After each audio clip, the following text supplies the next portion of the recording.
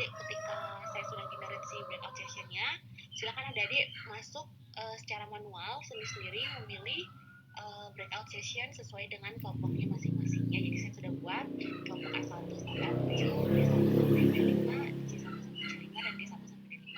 Silakan nanti adik-adik masuk ke breakout session-nya masing-masing, dan nanti di breakout session saya akan berikan soal untuk kalian kerjakan secara kelompok. Ya, silakan kameranya dinyalakan, silakan juga untuk mikrofonnya juga dinyalakan. Silakan kalian berdiskusi melalui si breakout session. Nanti saya akan kunjungi masing-masing breakout session untuk menilai keaktifan dari masing-masing anggota kelompok. Nah, kemudian soal yang saya berikan silakan kalian jawab dan tuliskan di PowerPoint. Jadi ada satu orang anak dari masing-masing, ada satu orang mahasiswa dari masing-masing kelompok yang saya harapkan dapat men-share konten di masing-masing breakout session. Jadi konten yang akan di-share adalah PowerPoint tempat kalian bekerja, gitu ya. Jadi kalian membuat PowerPoint, di ujung-ujungnya kalian akan buat PowerPoint, tapi kalau misalnya nah jadi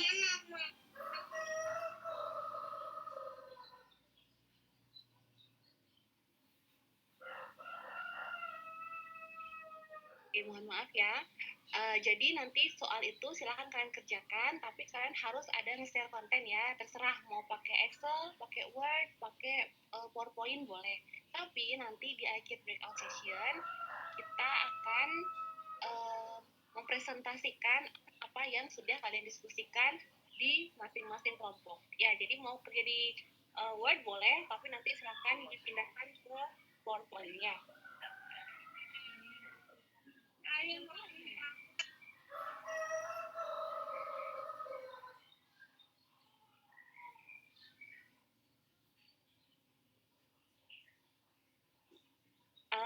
Bisa dipahami dulu adik-adik sekalian untuk kegiatan kita hari ini? Oke, jika demikian kita mulai ya untuk sesi pertama, yaitu sesi presentasi yang sudah kalian buat. Silakan untuk kelompok yang pertama yang presentasi saya harapkan dari kelompok D5. Silakan kelompok D5.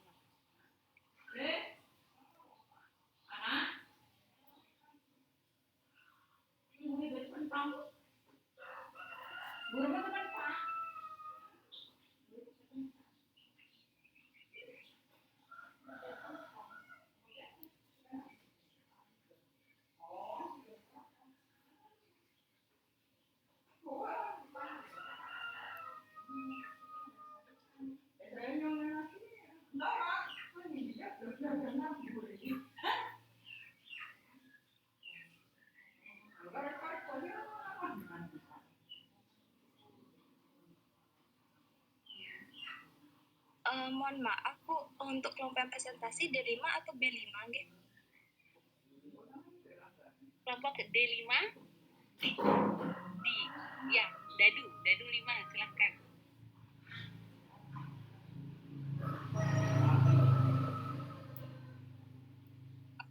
Mohon ditunggu nih Bu. Oke, silahkan.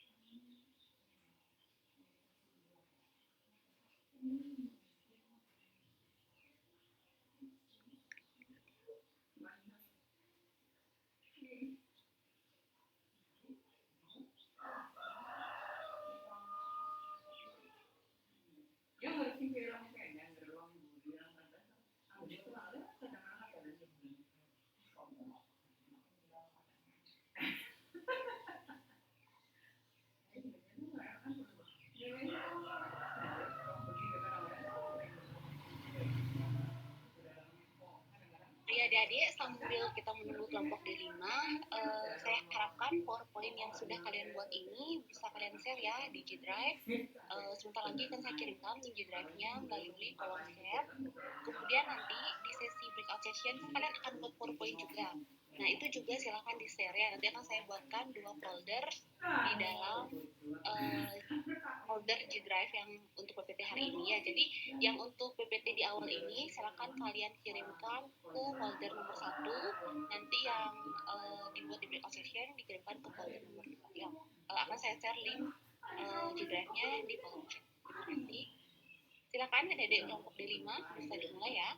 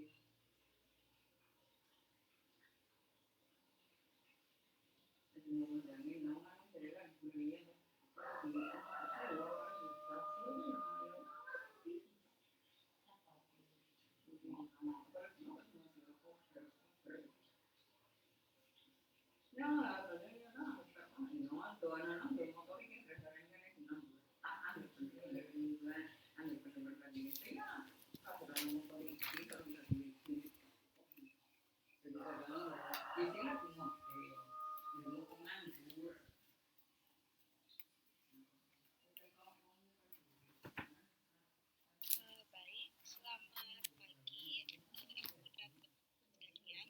Sebelumnya terima kasih atas kesempatan yang diberikan. Jadi kami dari kelompok D5 akan mempresentasikan jurnal awal mengenai pemisahan dan analisis kuantitatif natrium benzoat. Next.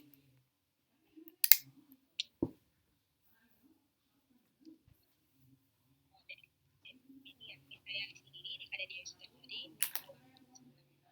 adalah Kedai Bagus Abdi Raditya di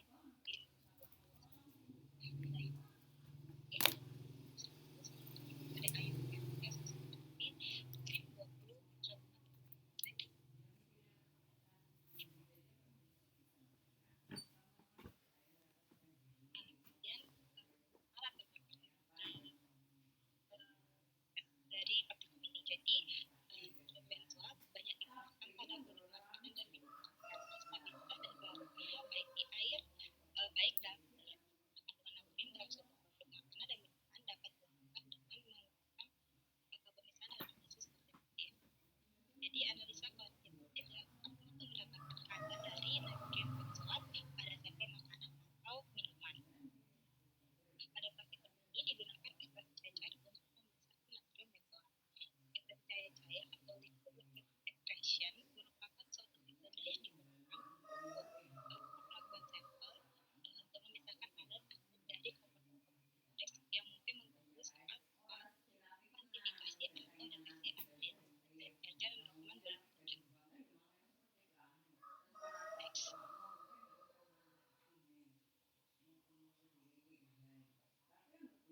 Adapun tujuan dari praktikum hari ini yang pertama memahami pengaruh formula pada ekstraksi cair natrium benzoat dan menentukan formula pelarut ekstrak yang akan dipakai.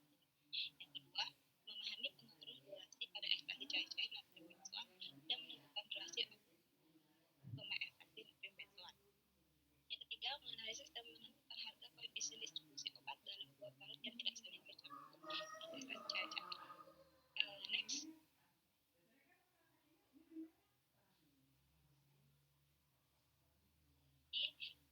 Jadi ekstraksi cair. Nah, ekstraksi cair atau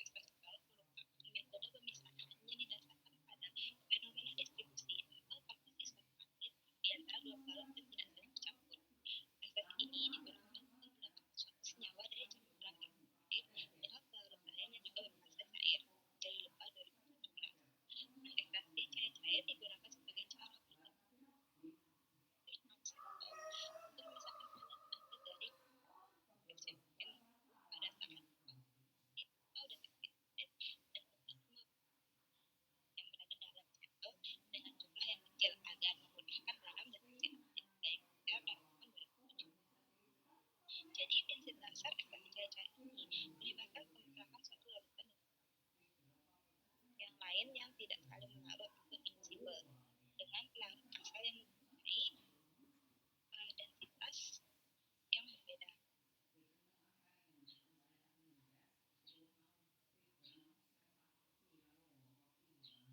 Yang berbeda sehingga akan terbentuk dua fase berdasarkan kosongan dalam penambahan sulfur. Hal ini menyebabkan terjadinya perpindahan fase dari pelarut ke sulfur.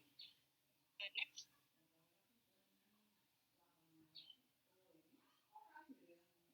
Kemudian akan dilanjutkan.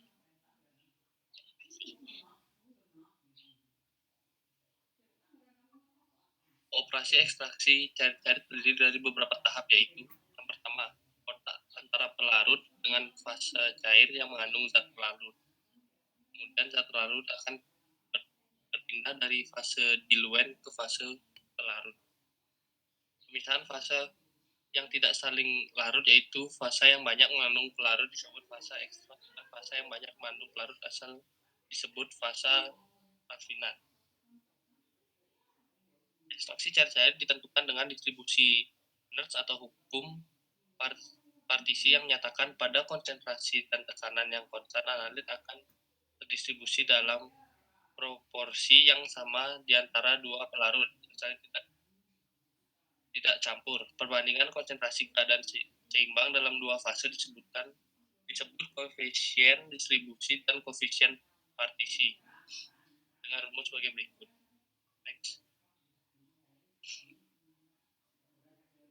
Dalam prakteknya, analit seringkali berada dalam bentuk kimia yang berbeda karena adanya disosiasi atau ionisasi, protonasi, dan juga kompleksasi atau polimerisasi. Karenanya ekspresi yang lebih berguna adalah rasio distribusi atau rasio partisi yang dapat ditentukan dengan rumus sebagai berikut.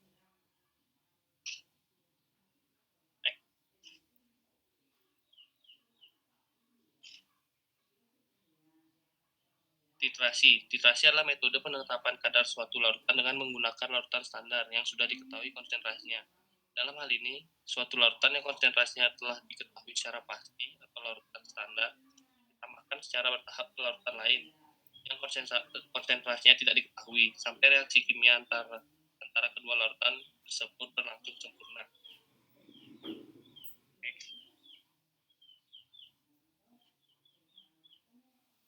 Monografi bahan. Natrium benzoat atau C7H5O2Na atau yang sering disebut sodium benzoat memiliki pemberian berupa granul putih bersifat higroskopik dalam bentuk serbuknya. Tidak berbau atau memiliki bau seperti benzoatium, memiliki rasa yang tidak manis, mudah larut dalam air, agak sukar larut dalam etanol, dan lebih memiliki kegunaan sebagai antioksidan dan pengawet. Next. Selanjutnya akan dilanjutkan oleh teman saya. Baik, saya izin untuk melanjutkan. Untuk monografi kloroform, kloroform memiliki rumus molekul CHCl3 dengan pemberian cairan jernih, tidak berwarna, mudah mengalir, mempunyai sifat khas, bau eter, rasa manis, dan mudah membakar. Memiliki kelarutan yaitu suka larut dalam air, dapat bercampur dengan etanol, dengan eter, dengan benzen, dan dengan lemak. Memiliki bobot jenis antara 1,476 dan 1,480. Kloroform harus disimpan dalam wadah tertutup rapat yang terlindungi dari cahaya pada suhu tidak lebih dari 30 derajat Celcius. Untuk Aquades, Aquades memiliki rumus kimia H2O dengan pemberian berupa cairan jernih, tidak berwarna, tidak berbau, dan tidak mempunyai rasa. Dan untuk larutan NaOH, larutan NaOH merupakan natrium hidroksida yang telah dilarutkan dalam pelarut berupa air atau etanol. NaOH memiliki pemberian putih atau praktis putih, keras, rapuh, dan menunjukkan pecahan haploid. Apabila terpapar di udara, NaOH akan cepat menyerap karbon dioksida menjadi lembab. Massa melebur membentuk pelet kecil, serpihan, atau batang, dan bentuk lainnya. NaOH mudah larut dalam etanol dan air, serta harus disimpan dalam wadah tertutup rapat. Next. Untuk larutan asam oksalat, larutan asam oksalat ini merupakan asam oksalat yang dilarutkan dalam pelarut berupa air atau etanol 95%. Pemberian asam oksalat hapblur dan tidak berwarna. Asam oksalat larut dalam air dan dalam etanol 95%. Larutan asam oksalat berfungsi sebagai preaksi dan harus disimpan dalam wadah tertutup rapat. Selanjutnya untuk indikator phenolphthalein, phenolphthalein atau yang disebut dengan phenolphthalein memiliki pemberian serbuk hapblur putih atau putih kekuningan lemah, tidak berbau, stabil di udara. Phenolphthalein praktis tidak larut dalam air, tapi larut dalam etanol dan agak suka larut dalam eter. Indikator phenolphthalein harus disimpan dalam wadah tertutup baik dan terlindungi dari cahaya pada suhu ruangan. Phenolphthalein umumnya digunakan dalam titrasi asam basa sebagai indikator asam basa kuat. Indikator phenolphthalein memiliki warna pink dalam lingkungan basah dan tidak berwarna dalam lingkungan asam. Dan memiliki trayek pH 8,3 sampai 10. Dan untuk selanjutnya akan dilanjutkan oleh teman saya.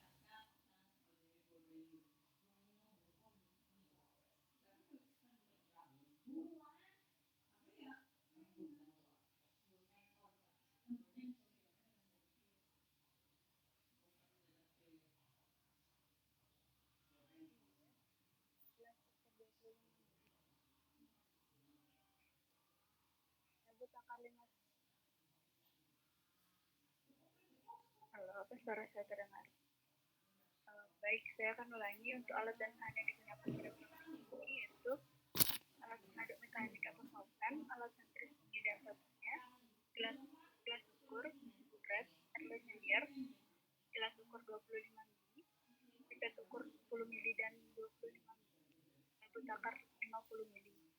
Dan untuk bahannya yaitu larutan sampel natrium benzoat, kloroform, aquades, larutan baku asam oksalat 0,1 m, 0,5 m dan 1 m, larutan NaOH 0,1 m, 0,5 m dan 1 m, dan indikator DC.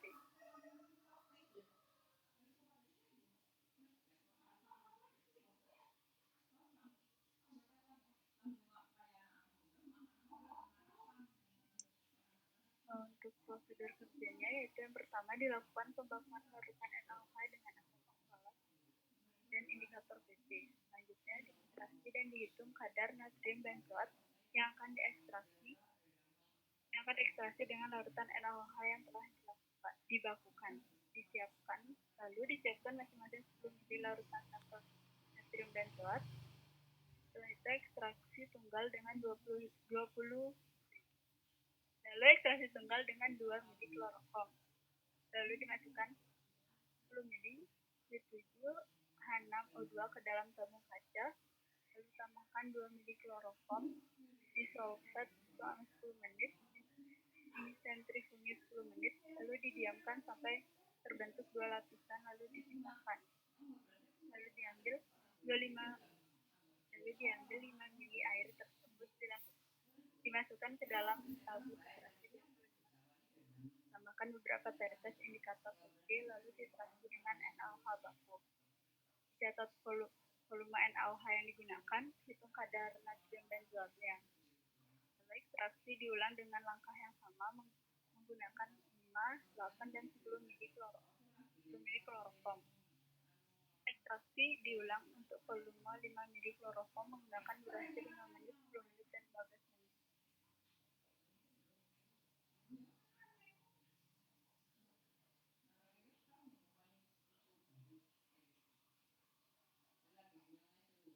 Untuk skema kerjanya itu sama seperti prosedur yang sudah saya bacakan tadi.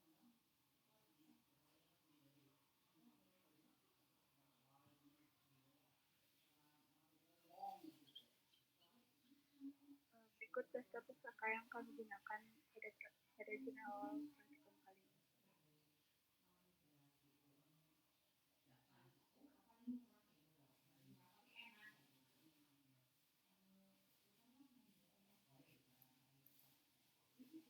Sekian presentasi dari kami.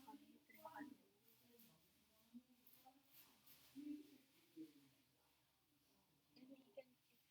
Baik, terima kasih untuk untuk adik-adik kelompok D5, kita sekarang akan melihat presentasi dari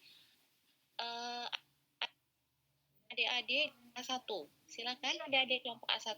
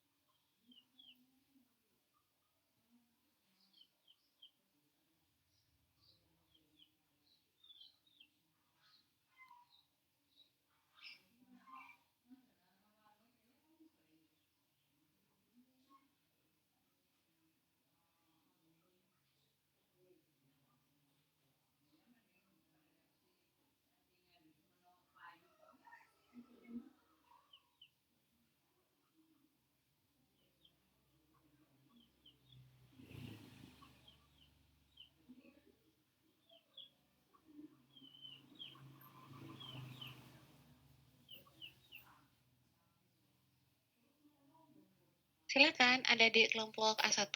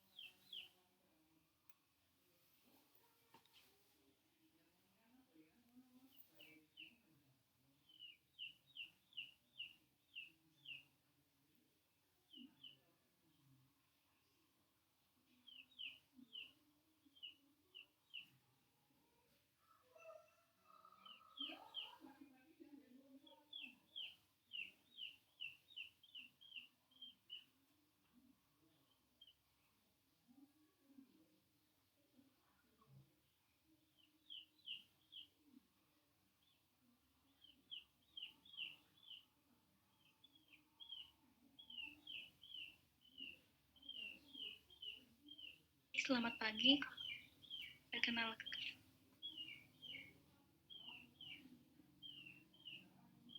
Selamat pagi, silakan. Baik, di sini kami akan mempresentasikan mengenai pemisahan dan analisis kuantitatif natrium benzoat. Adapun anggota kelompok dari kelompok 1 dinama Wadah dengan NIM 1807, Najwa Fahum dengan NIM 1831, Denis dengan NIM 1854, Dewa Gede Agung Wahyudi dengan NIM 1872, Putu Ayu Fiona dengan NIM 1875. Next.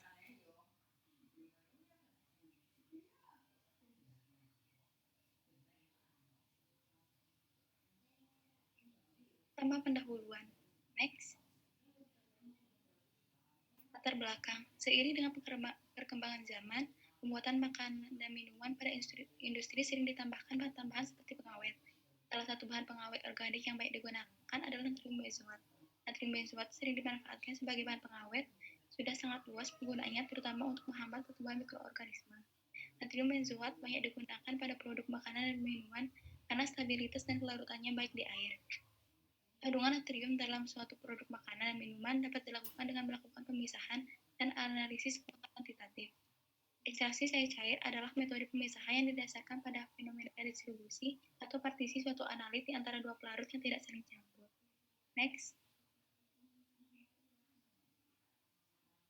Adapun tujuan dari praktikum ini yaitu yang pertama memahami pengaruh volume pada ekstraksi cair-cair asam benzoat dan menentukan volume pelarut mengekstrak yang paling optimum. Yang kedua, memahami pengaruh durasi pada ekstraksi cair-cair asam benzoat dan menentukan durasi optimum yang digunakan untuk mengekstraksi asam benzoat. Yang ketiga, menganalisis dan menentukan harga koefisien distribusi obat dalam dua pelarut yang tidak saling campur.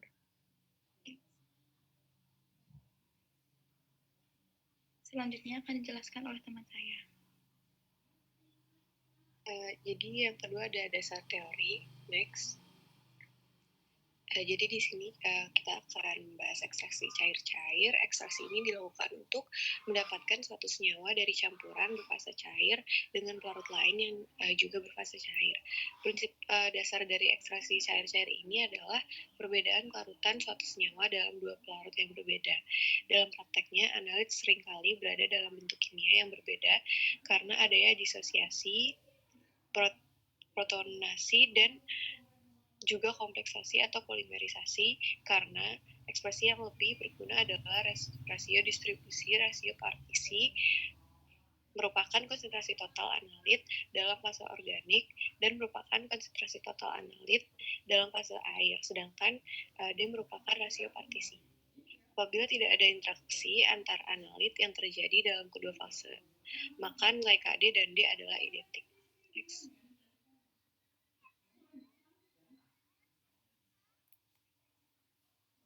Titrasi. Salah satu metode titrasi asam basa adalah asidi alkalimetri. Asidia dan alkalimetri termasuk reaksi netralisasi, yakni reaksi antara ion hidrogen yang berasal dari asam dengan ion hidroksida yang berasal dari basa untuk menghasilkan air yang bersifat netral. Netralisasi dapat juga dikatakan sebagai reaksi antar pemberi proton dengan penerima proton. Selesainya, titrasi dapat dilihat melalui perubahan warna dengan bantuan senyawa indikator. Perubahan warna ini disebabkan oleh larutan standar yang bereaksi dengan indikator. Indikator asam basa adalah zat yang berubah warna atau membentuk fluorescence atau kekeruhan pada suatu range pH tertentu. Indikator yang baik mempunyai intensitas warna yang sedemikian rupa sehingga hanya beberapa tetes larutan indikator encer yang perlu ditambahkan ke dalam larutan yang sedang diuji. Next. Selanjutnya, bahan yang kami gunakan adalah natrium benzoat. Natrium benzoat mengandung tidak kurang dari 99% C7H5NaO2 dihitung terhadap zat anhidrat. Natrium benzoat memiliki pemurnian butiran atau serbuk hablur putih tidak berbau atau hampir tidak berbau. Natrium benzoat dapat larut dalam 2 bagian air. Dalam 90 bagian etanol 95% P, natrium benzoat dapat disimpan di dalam wadah yang tertutup baik dan dapat digunakan sebagai zat pengawet. Selanjutnya akan dilanjutkan oleh teman saya.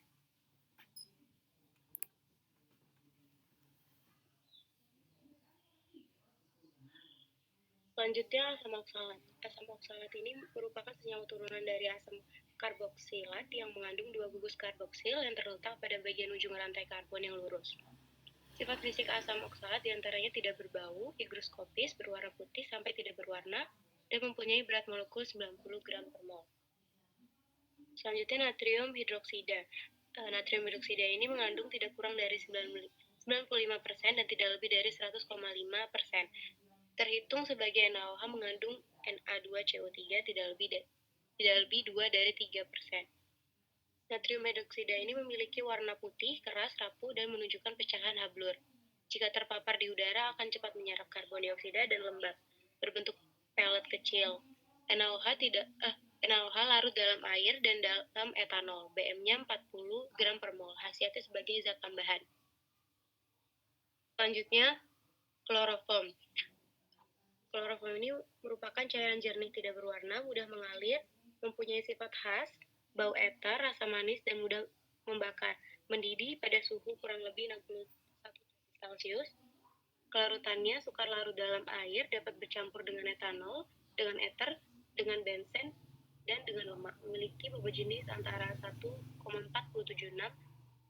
1,476 dan 1,480. Kloroformnya mengandung tidak kurang dari 99% dan tidak lebih dari 99,5% CHCl3.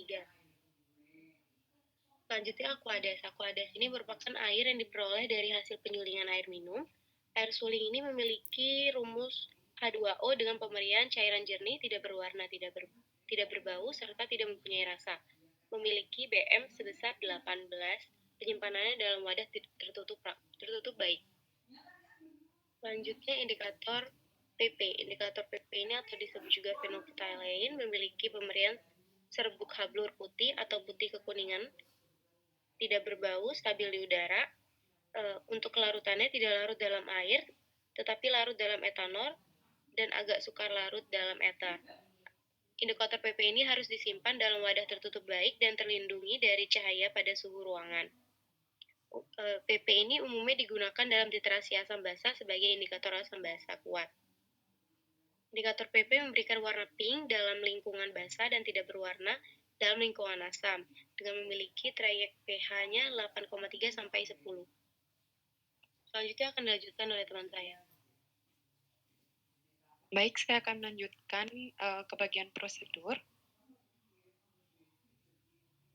Next. Alat dan bahan yang digunakan pada praktikum kali ini yaitu alat pengaduk mekanik atau vortex, yang kedua alat sentrifugasi dan tabungnya, yang ketiga alat gelas sesuai kebutuhan, dan keempat buret, kelima Erlenmeyer, keenam gelas ukur 25 ml, pipet ukur 10 ml, 25 ml, dan labu takar 50 ml. Adapun bahannya yaitu larutan sampel benzoat, yang kedua kloroform, aquades, larutan baku asam oksalat 0,1 m, 0,5 m, dan 1 m. Larutan NaOH 0,1 N dan 0,5 N dan 1 N, serta indikator fenolftalein. Next.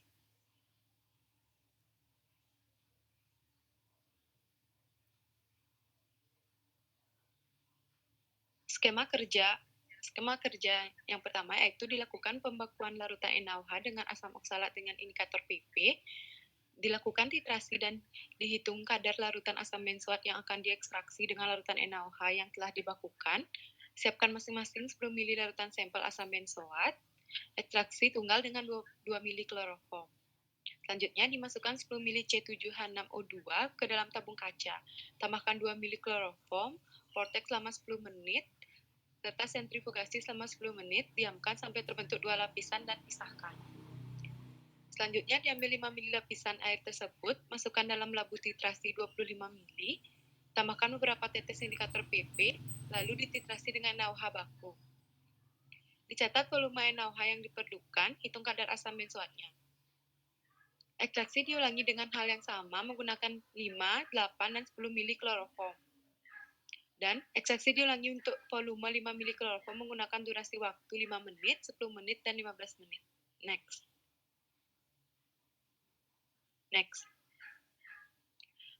Skema kerja standarisasi larutan baku NaOH. Siapkan masing-masing 5 ml larutan asam oksalat pada 3 Erlenmeyer yang berbeda. Selanjutnya siapkan larutan baku NaOH pada gelas beker dan tutup dengan aluminium foil. Dan siapkan alat titrasi dan buret 25 ml. Lalu, masukkan larutan baku NaOH ke dalam buret 25 ml. Next. Pembuatan larutan baku NaOH.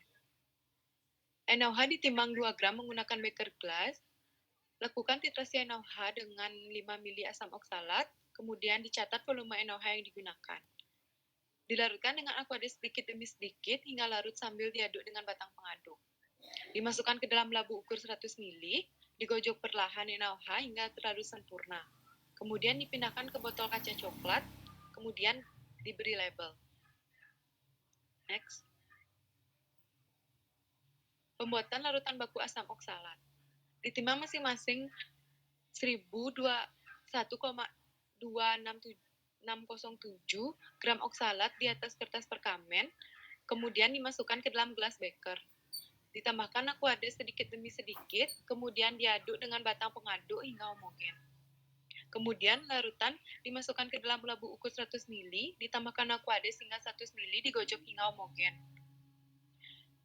Dimasukkan ke dalam botol kaca gelap dan dibungkus dengan aluminium foil dan tidak lupa diberi label.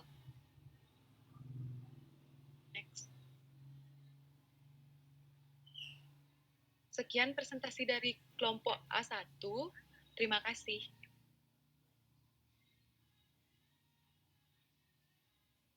Oke, terima kasih ada di kelompok A1. Sekarang kita lanjut ke kelompok B3. Silakan kelompok B3.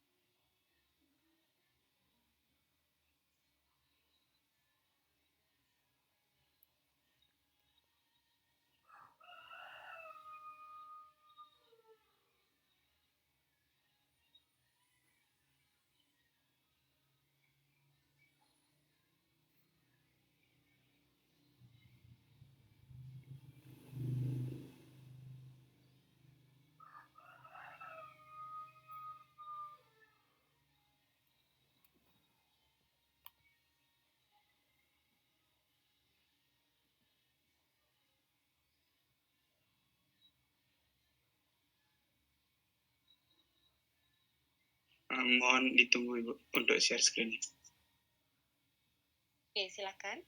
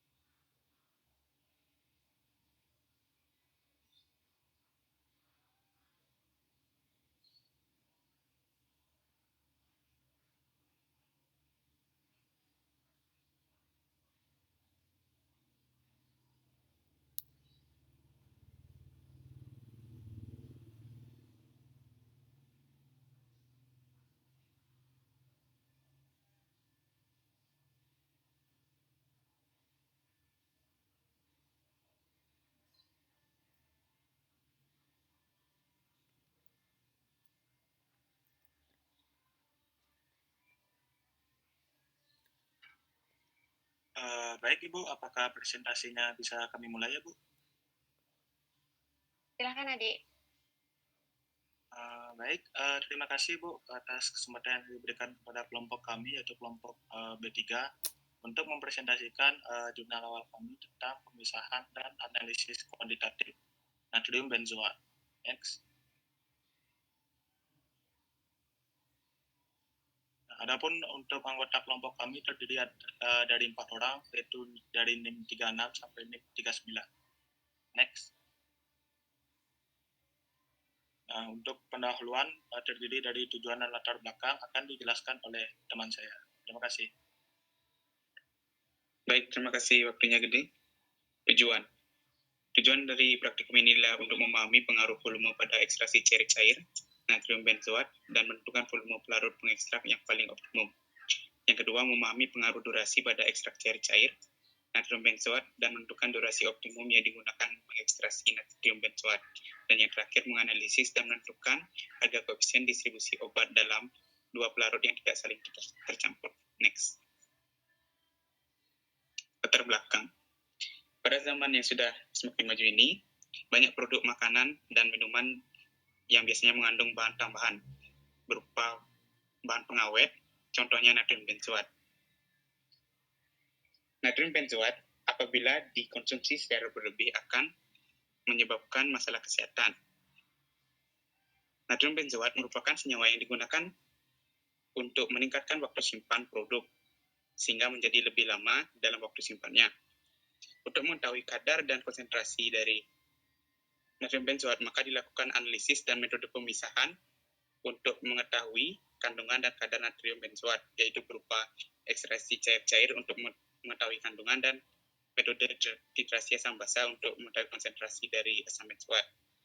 Praktikum ini penting dilakukan untuk menunjang pengetahuan kefarmasian mengenai metode pemisahan ekstraksi cair-cair pada asam benzoat, pada natrium benzoat. Next.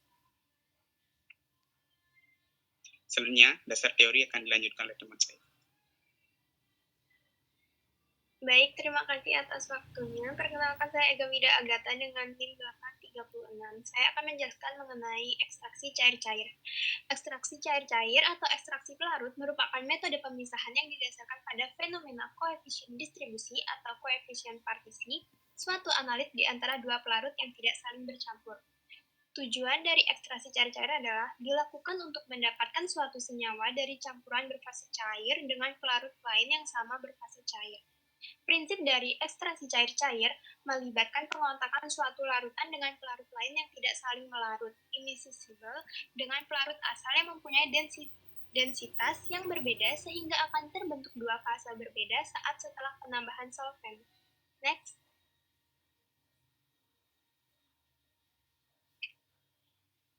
Ada operasi ekstraksi cair-cair. kontak antara pelarut. Yang pertama, kontak antara pelarut dengan fase cair yang mengandung zat terlarut. Kemudian zat terlarut berpindah dari fase terlarut ke fase pelarut. Yang kedua, pemisahan fase yang tidak saling larut menjadi fase rafinat yang banyak mengandung pelarut asal dan fase ekstrak yang banyak mengandung pelarut. Next. Ekstraksi cair-cair menggunakan hukum Nernst, yaitu suatu zat terlarut akan membagi dirinya antara dua cairan yang tidak dapat campur sedemikian rupa sehingga angka banding konsentrasi pada suatu temperatur tertentu pada kesetimbangan adalah suatu konstanta KD yang disebut koefisien distribusi atau koefisien PPT. Seperti yang dapat dilihat rumus pada PPT. Dengan keterangan KD adalah koefisien distribusi A1 konsentrasi zat A pada pelarut 1 biasanya menggunakan pelarut organik dan A2 konsentrasi zat A pada pelarut 2 yang biasanya menggunakan pelarut air atau berair. Dengan memperhitungkan konsentrasi total zat di dalam kedua fase, rasio distribusi adalah konsentrasi total zat pada fase organik per konsentrasi total zat pada fase berair. Next. Adapun faktor yang mempengaruhi ECC antara lain pH, jenis pelarut, kelarutan amalit, kecepatan pengadukan, lama pengadukan, dan kestabilan obat. Next. Pada praktikum ini kita menggunakan ekstraksi cair-cair dengan alat vortex dan sentrifugasi. Dapat dilihat di situ ada gambar alat vortex yang memiliki prinsip memberikan putaran atau guncangan pada botol sehingga berbagai campuran bahan yang ada di dalam botol menjadi tercampur merata. Dan dapat dilihat ada alat sentrifugasi yang memiliki prinsip kerja menggunakan sedimentasi atau di mana percepatan sentripetal digunakan untuk memisahkan substansi dengan kepadatan lebih besar dan lebih kecil dengan menggunakan sentrifugasi. Next. Selanjutnya akan dilanjutkan oleh Jadi. Terima kasih. Di sini saya akan menjelaskan tentang titrasi. Titrasi adalah metode analisis secara kuantitatif yang digunakan untuk menentukan konsentrasi asam atau basa dengan menggunakan larutan standar. Larutan standar dapat berupa asam atau basa yang telah diketahui konsentrasinya. Pada titrasi ini terjadi reaksi penetralan yang terjadi antara ion hidrogen dari asam dan ion hidroksida dari larutan basah yang kemudian membentuk air yang bersifat netral. Pada titrasi ada 3 hal yang harus diperhatikan, yaitu larutan baku, indikator, dan rumus. Larutan standar adalah memiliki kemurnian yang tinggi, memiliki rumus molekul yang pasti, tidak berlapis dan mudah ditimbang, larutannya bersifat stabil, massa molekul relatifnya tinggi namun muatan ionnya rendah. Indikator yang digunakan pada titrasi asam basa adalah indikator yang perubahan warnanya dipengaruhi oleh pH, seperti timol biru, bromfenol biru, metil jingga, metil merah, chlorofenol biru, bromotimol biru, karsol merah, dan phthalate. Dan rumus yang digunakan untuk penghitungan titrasi adalah M1 kali V1 sama dengan M2 dikali V2. Selanjutnya adalah monografi bahan yang digunakan selama praktikum.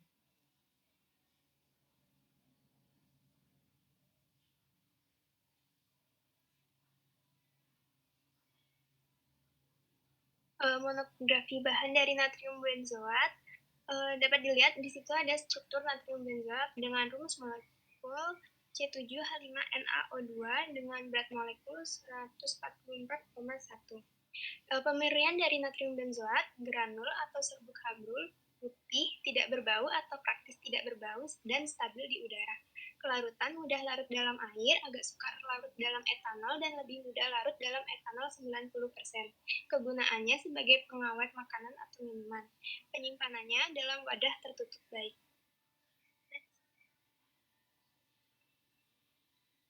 Dan selanjutnya ada chloroform atau CHCl3.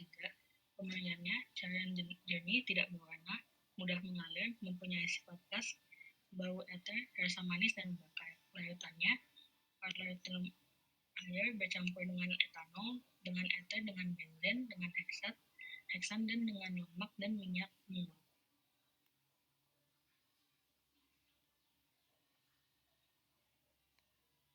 Monografi bahan Aquades dapat dilihat di struktur Aquades dengan rumus molekul H2O dan berat molekul 18,02 dengan pemberian tidak berwarna, tidak berbau, tidak mempunyai rasa, khasiat sebagai zat tambahan dan penyimpanan dalam wadah tertutup rapat. Dan selanjutnya adalah asam oksalat, pemainnya H2 dan tidak berwarna, larutnya dalam air dan etanol.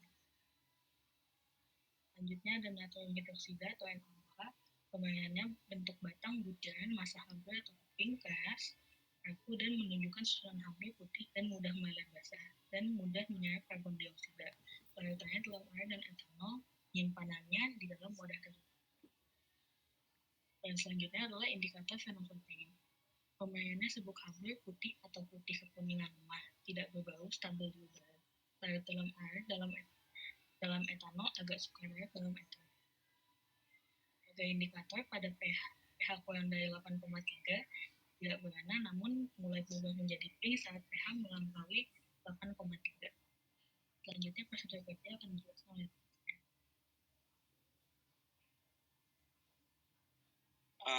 Baik, di sini saya akan melanjutkan untuk bagian prosedur kerja yang terdiri dari alat dan bahan, prosedur kerja dan skema kerja. Next. Nah, adapun alat yang digunakan pada praktikum ini ada alat pengatur mekanik atau project, kemudian ada alat centrifuge dan tabungnya, lalu ada alat gelas, buret, Erlenmeyer, gelas ukur 25 ml, pipet ukur 10 Erlenmeyer, 1000 ml. Next.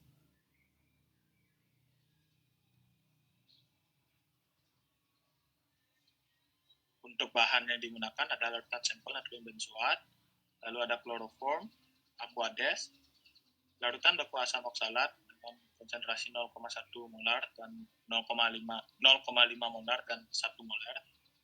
Lalu ada larutan NaOH 0,1 N, 0,5 N dan 1 N. Lalu ada indikator PP. Next.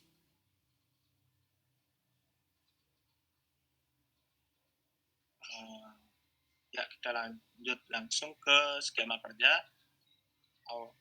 Awalnya dilakukan pembakuan larutan NaOH dengan asam oksalat menggunakan indikator PP. Lalu dititrasi dan dihitung kadar larutan natrium benzoat yang akan diekstraksi dengan larutan NaOH yang telah dibakukan. Kemudian disiapkan masing-masing 10 ml larutan sampel natrium benzoat. Lalu diekstrak tunggal dengan menggunakan 2 ml kloroform. Dimasukkan 10 ml C7H5NaO2 ke dalam tabung kaca.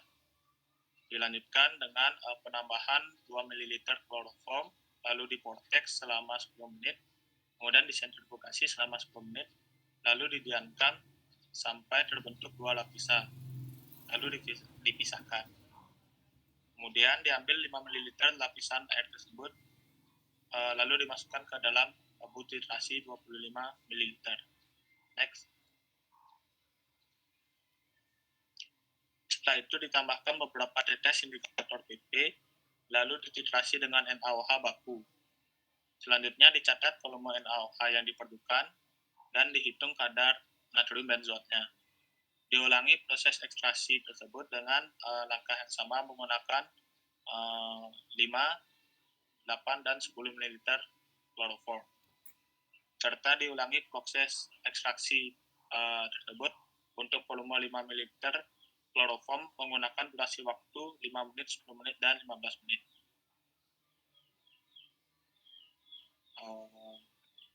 Next.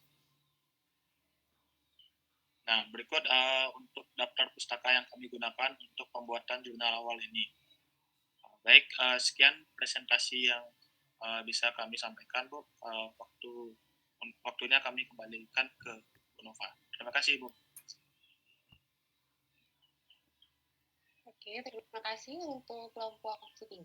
Selanjutnya kita akan ke kalian B3 ya. Selanjutnya kita ke kelompok C2. Silakan kelompok C2. Kelompok terakhir, silakan.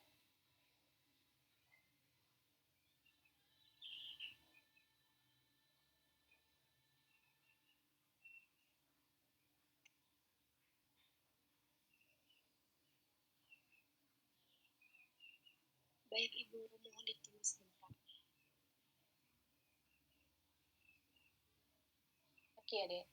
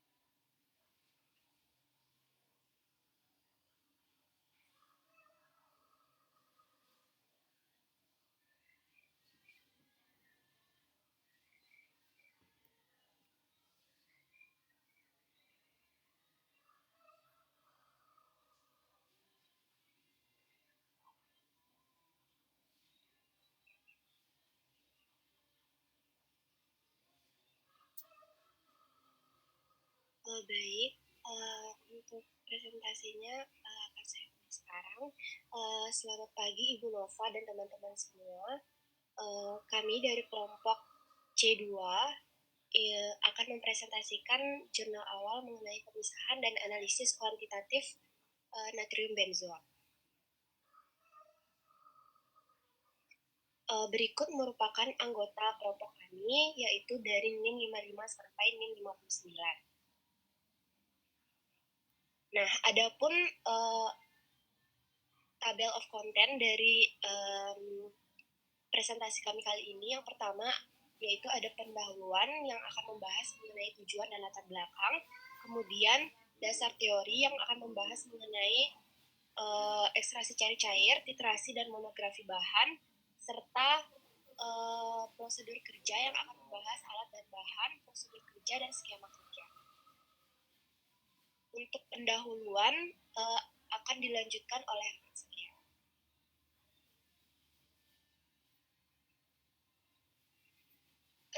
Baik, di sini saya akan melanjutkan presentasi. Jadi yang pertama ada tujuan dari praktikum kali ini. Yang pertama ada memahami pengaruh volume pada ekstraksi cair-cair natrium benzoat dan menentukan volume pelarut pengekstrak yang paling optimum. Yang kedua memahami pengaruh durasi pada ekstraksi cair-cair natrium benzoat dan menentukan durasi optimum yang digunakan untuk mengekstraksi natrium benzoat. Lalu yang ketiga ada menganalisis dan menentukan harga koefisien distribusi obat dalam dua pelarut yang tidak saling bercampur dengan ekstraksi cair-cair.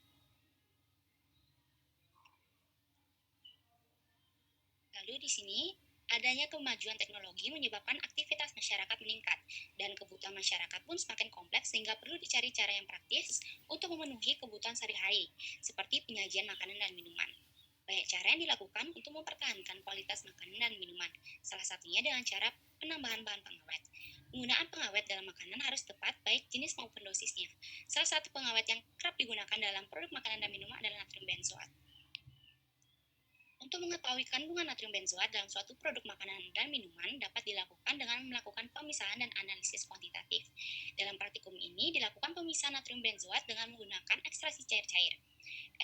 Ekstraksi cair-cair merupakan pemisahan komponen kimia antara dua fase pelarut yang tidak saling bercampur, di mana sebagian komponen larut pada fase pertama dan sebagian pada fase kedua. Sekian, materi selanjutnya akan dilanjutkan oleh rekan saya. Terima kasih.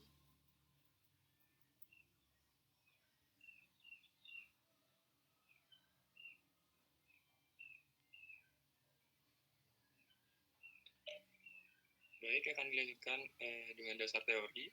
Bisa di next. Pertama itu ekstraksi cair-cair. Di mana ekstraksi cair-cair itu merupakan metode pemisahan yang sistem pemisahannya itu didasarkan pada fenomena distribusi atau partisi suatu analit di antara dua pelarut yang tidak saling campur. Ekstraksi ini dilakukan untuk mendapatkan suatu senyawa dari campuran berfase cair dengan pelarut lain yang juga berfase cair. Prosedur ekstraksi cair-cair itu pada umumnya melibatkan ekstraksi analit dari fase air ke dalam pelarut organik yang bersifat non-polar atau agak polar. Nah, keuntungan dari ekstraksi cair-cair ini itu sederhana dan tidak memerlukan alat khusus. Untuk kerugiannya itu selektivitasnya terbatas dan perlu dilakukan pemilihan pelarut yang sesuai. Ini bisa di next.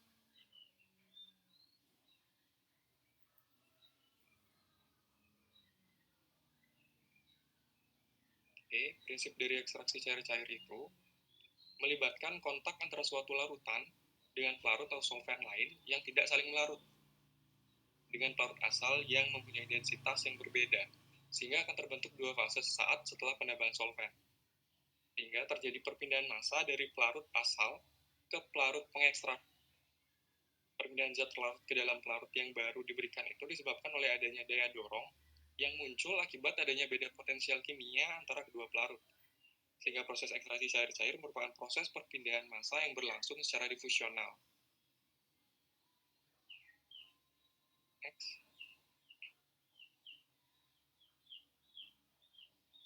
Nah, ekstraksi cair-cair itu ditemukan dengan distribusi Nernst atau hukum partisi. Itu menyatakan pada konsentrasi dan tekanan yang konstan, analit akan terdistribusi dalam proporsi yang sama di antara dua pelarut yang tidak saling campur. Perbandingan konsentrasi keadaan seimbang dalam dua fase disebut koefisien distribusi dan koefisien partisi atau KD. Rumusnya bisa dilihat pada slide. Next. Dalam prakteknya, analis seringkali berada dalam bentuk kimia yang berbeda karena adanya disosiasi, protonasi, dan juga kompleksasi atau polimerisasi karena ekspresi yang lebih berguna rasio distribusi atau rasio partisi dengan rumus D yang dapat ditentukan dengan rumus berikut dapat dilihat pada slide. Nah, jika ada interaksi antara analit yang terjadi dalam kedua fase, maka nilai KD dan D adalah identik. Bisa di next. Selanjutnya ada titrasi. Titrasi itu merupakan metode yang digunakan untuk menetapkan kadar suatu larutan dengan menambahkan larutan standar yang sudah diketahui konsentrasinya. Salah satu metode titrasi itu ada titrasi asam basa, di mana titrasi asam basa itu melibatkan asam maupun basa sebagai titer maupun titran. Titer adalah larutan standar, yaitu larutan yang sudah diketahui konsentrasinya dan ditempatkan dalam buret. Sedangkan titran adalah larutan yang akan ditentukan konsentrasinya, biasanya ditempatkan dalam Erlenmeyer. Untuk menentukan titik ekuivalen pada saat titrasi, digunakan bantuan indikator asam basa. Kadar atau konsentrasi asam ditentukan dengan menggunakan larutan basa atau sebaliknya. Reaksi yang terjadi pada titrasi asam basa itu merupakan berdasarkan reaksi penetralan, sehingga titrasi asam basa itu sering disebut juga dengan titrasi netralisasi. Selanjutnya ada monografi bahan. Yang pertama itu natrium benzoat. Itu memiliki rumus struktur Q7H5NaO2. Di mana natrium benzoat itu mengandung tidak kurang dari 99,0% dan tidak lebih dari 100,5% dihitung terhadap zat anhidratnya. Natrium benzoat memiliki pemberian granul atau serbuk kaldur putih, tidak berbau atau praktis tidak berbau, stabil di udara. Natrium benzoat memiliki larutan mudah larut dalam air, agak sukar larut dalam etanol, dan lebih mudah larut dalam etanol 90%. Natrium benzoat ini memiliki berat molekul yaitu 144,11.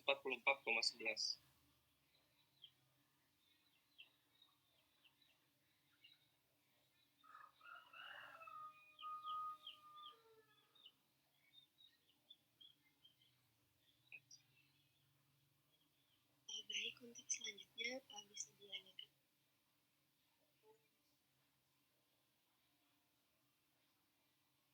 Selanjutnya ada kloroform.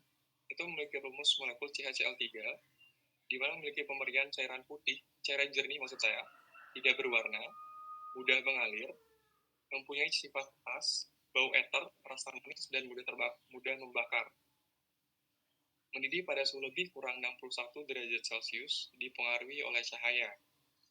Larutannya yaitu sukar larut dalam air, dapat bercampur dengan etanol, dengan eter, dengan benzen, dan dengan lemak dan minyak menguap. memiliki bobot jenis antara 1,476 dan 1,480 yang menunjukkan 99,0 sampai 99,5% CaCl3. Kloroform harus disimpan dalam wadah tertutup rapat yang terlindungi dari cahaya pada suhu tidak lebih dari 30 derajat Celcius. Selanjutnya ada Aquades yang memiliki rumus kimia H2O dengan pemberian berupa cairan jernih, tidak berwarna, tidak berbau, dan tidak mempunyai rasa. Jika dikemas gunakan kemasan yang dengan wadah yang non-reaktif, yang dirancang untuk mencegah masuknya mikroba. Lalu ada asam oksalat, pemberiannya yaitu H-blur dan tidak berwarna. Asam oksalat ini larut dalam air dan dalam etanol 95%. Larutan asam oksalat berfungsi sebagai reaksi dan harus disimpan dalam wadah tertutup rapat.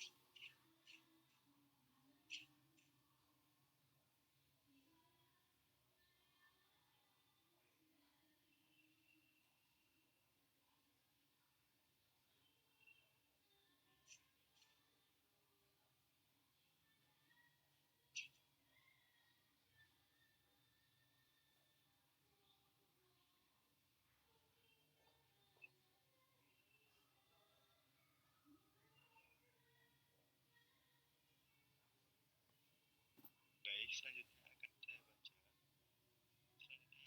Bahan ada natrium hidroksida. Natrium hidroksida mengandung tidak kurang dari 95% dan tidak lebih dari 100,5% akan dihitung sebagai NaOH. Mengandung Na2CO3 tidak lebih dari 3,0%. Pemberian dari NaOH yaitu putih dan praktis putih, keras, rapuh, massa melebur, berbentuk pelet kecil, serpihan atau batang atau bentuk lain. Jika terpapar di udara, akan cepat menyerap karbon dioksida dan lembab. NaOH mudah larut dalam air dan etanol.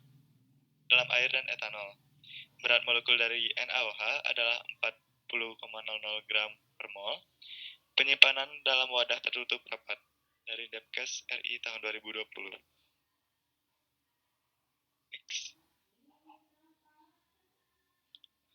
Selanjutnya, ada indikator fenolftalin. Indikator fenolftalin memiliki pemberian serbuk H-blur putih atau putih kekuningan lemah, tidak berbau, stabil di udara. Fenolftalin praktis tidak larut dalam air, tetapi larut dalam etanol dan agak sukar larut dalam ether. Indikator PP harus disimpan dalam wadah tertutup baik dan terlindungi dari cahaya pada suhu ruangan. Menurut Kemenkes RI 2014. Fenolftalin umumnya digunakan dalam titrasi asam basa sebagai indikator asam basa kuat dari Rahmawati DKK tahun 2016. Indikator fenolftalin memberikan warna pink dalam lingkungan basa dan tidak berwarna dalam lingkungan asam. Indikator PP memiliki trayek pH 8,3 sampai 10 menurut Day and Underwood tahun 2002. Next.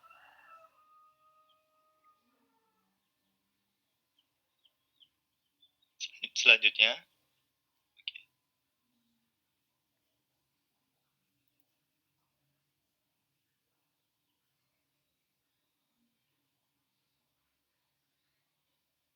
untuk prosedur kerja akan dilanjutkan oleh Florence. Untuk itu, dipersilakan. Baik, untuk alat dan bahan yang akan digunakan, pertama untuk alatnya ada vortex, kemudian alat sentrifugasi, buret, abu takar, gelas ukur, pipet ukur, dan emblem layar. Kemudian untuk bahannya ada natrium benzoat, kloroform, Aquades, asam oksalat, NaOH, dan indikator PP. Baik, prosedur kerja karena sama dengan skema kerja, kita akan menjelaskan mengenai skema kerja. Untuk yang pertama, dilakukan pembakuan dari larutan NaOH dengan menggunakan asam oksalat dan indikator PP. Kemudian dititrasi dan dihitung kadar larutan natrium benzoat yang diekstraksi dengan larutan NaOH yang telah dibakukan. Ketiga, disiapkan masing-masing 10 ml larutan sampel natrium benzoat. Kemudian dilakukan ekstraksi tunggal dengan 2 mili kloroform dengan langkah sebagai berikut. Pertama itu dimasukkan 10 mili Y7H6O2 ke dalam tabung kaca. Kemudian ditambahkan 2 mili kloroform. Larut campuran tersebut kemudian divortex selama 10 menit, lalu disentrifugasi selama 10 menit. Larutan tersebut didiamkan hingga terbentuk 2 lapisan. Kemudian lapisan tersebut dipisahkan. Diambil 5 mili lapisan air dari campuran tadi, kemudian dimasukkan ke dalam labu titrasi 25 mili. Ditambahkan beberapa tetes indikator PP, kemudian dititrasi larutan air dengan NaOH baku. Kemudian dicatat volume NaOH yang diperlukan dan dihitung kadar natrium benzoatnya dari data tersebut. Ekstraksi diulangi dengan langkah yang sama menggunakan volume kloroform yang berbeda, yaitu 5 mili, 8 mili, dan 10 mili kloroform. Kemudian selanjutnya ekstraksi diulang kembali dengan volume 5 mili kloroform, namun dengan durasi waktu yaitu 5 menit, 10 menit, dan 15 menit.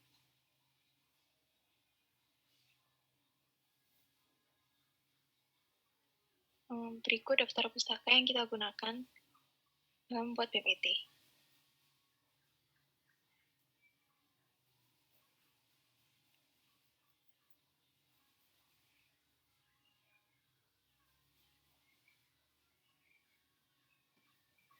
Baik, sekian presentasi dari kelompok C2.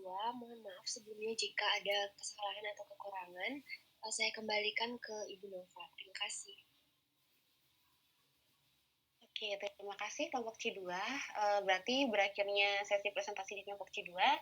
Berakhir juga sesi pertama kita untuk praktikum hari ini. Selanjutnya kalian akan saya bagi ke breakout session. Silahkan kalian pilih sendiri ya kelompok breakout session di masing-masing. Untuk link soalnya untuk hari ini silahkan bisa kalian lihat di chat. Silahkan di copy dulu ya sebelum saya mulai breakout session. Silahkan.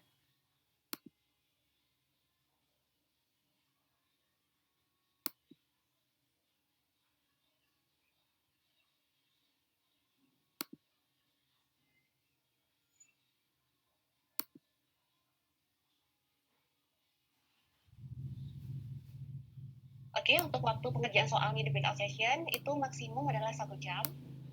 Minimal, saya sebenarnya settingnya 45 menit ya, tapi berhubung soalnya ada 10, kita coba dulu maksimum adalah 1 jam ya. Jadi nanti ketika 45 menit akan saya tanyakan apakah sudah semua kelompok selesai. Jika belum, kita extend sampai 1 jam. Berarti sekitar sampai pukul 11 lebih 10. Ya. Setelah itu, sisa waktunya akan kita gunakan untuk diskusi di main room. Nah, nanti hati-hati ya, ketika kalian sudah berada di breakout session, nanti untuk balik lagi ke main session, kalian harus leave breakout session, jangan leave meeting ya. Kalau leave meeting, berarti kalian keluar sama sekali dari Webex room saya, tapi nanti akan ada 2 pilihan ketika kalian leave dari breakout session, kalian leave breakout session atau kalian leave meeting. Kalian pilihlah nanti yang leave breakout session. Kalaupun sudah terlanjur memilih leave meeting, maka silakan join lagi ya ke link Webex saya sebelum nanti kita presentasi. Bisa dipahami ya adik-adik ya? Bisa, Bu. Oke, nanti untuk breakout session saya toleransi ya, nggak usah pakai video. Kalau yang nggak bisa, silakan videonya tidak usah dinyalakan, tapi saya harapkan speakernya tetap dinyalakan ya, jadi saya tahu siapa yang aktif, siapa yang kurang aktif ya untuk penilaian. Terima kasih. Baik adik-adik, jika sudah di-copy linknya, saya coba ya untuk breakout session, semoga bisa.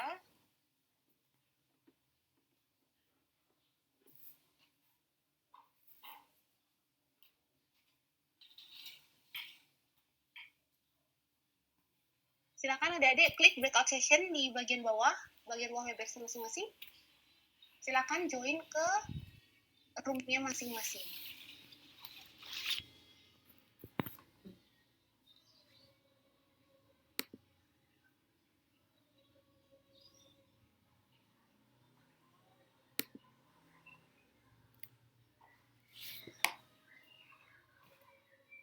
Halo. Halo. PPT-nya belum ada, yang belum ada yang nyari. Udah katanya. Udah. Kita ngerjainnya ada 11 soal nih ya. Iya, 11. 11 bagi 5. 6. 5 ya? Iya, bagi 5. Yang 2 ada yang 1. Wih. Apa? Kita bagi 5, berarti bagi berapa? Jawabannya langsung taruh di PPT. Boleh sih. Ini mau per slide satu soal apa gimana? Boleh. Per slide satu soal kali ya? Boleh. PPT-nya ada di drive, Jess? Iya. Oke, sip. Coba share bisa nggak ya? Nih, share-nya kelihatan nggak? 200 kan? Nah. Belum. Transfer dulu atau dibilang dulu? Oke, udah kelihatan. Tunggu.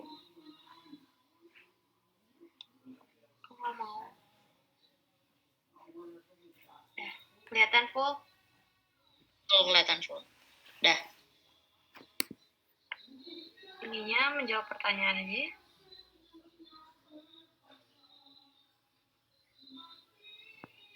Iya. Mau diacak lagi apa gimana?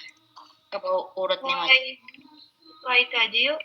Nim aja ya.